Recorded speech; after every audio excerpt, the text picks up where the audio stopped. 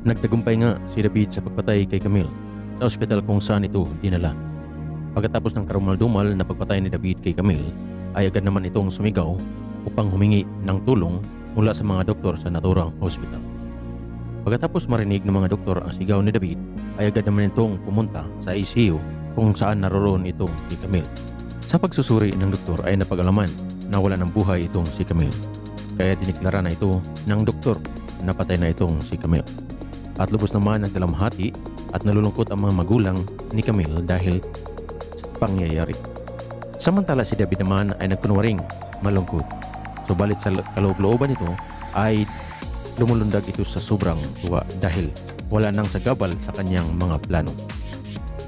Samantala tuluyan na ngang nagbago ang buhay ni Tanggol at ang mga kasama nito dahil sa tulong ni Divina na ibinta ang kanilang ninakaw na Star of Venus.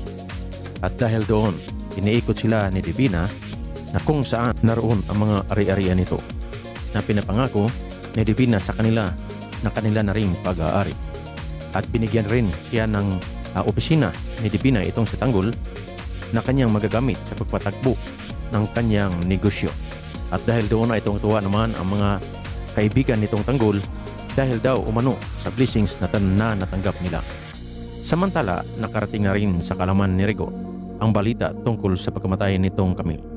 Kaya galit na galit itong Sergor sa kay Marites dahil daw umano sa kababayaan nito. Kaya ito namatay. Sa ospital naman kung saan nakaratay ang patay na katawan ni Camille ay sinusuri ito ng doktor at kanilang napag-alaman na hindi aksidente ang dahilan sa pagkamatay nito, kundi ang kinamatay nito ay ang pagsakal sa kanya. Kaya agad naman nagpaimbestiga ang mga magulang nitong Camille. At nakarating na rin sa kalaman ni David ang tungkol sa na-discovery ng doktor sa bangkay ni Camille. Kaya kinabahan itong si David na baka madiscovery na siya ang may pakana sa pagkamatay nitong Camille. Kaya gumawa agad ng plano itong si David laban sa doktor na nakadiscovery sa naturang insidente. Nabalak niyang kidnapin itong doktor upang takutin at pagbantaan para hindi na isiwalat ang natuklasan nito. Samantala naipit na rin itong si Olga dahil pinapahanap sa kanya ni Ramon itong si Marites. Subalit hindi niya pwedeng ituro kung saan naroroon itong si Marites dahil kung magkita itong dalawa ay maari silang mabulgar kung anuman ang kanilang mga pinagagawa nilang dalawa ni David at Olga. Kaya binalak na rin patayin ni Olga itong si Marites para mapanatili pa rin ang kanilang sikreto. Kaya ginagawa agad nitong Olga ang masamang balak nito kay Marites na patayin ito.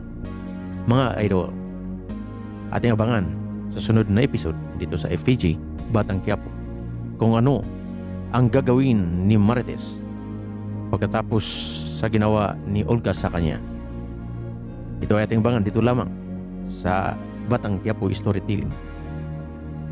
Mga idol, kung nagustuhan niyo po ang aking video, huwag niyo pong kalimutan mag-like, mag-subscribe sa aking channel para ma-notify na po kayo sa sunod nating gawing mga video.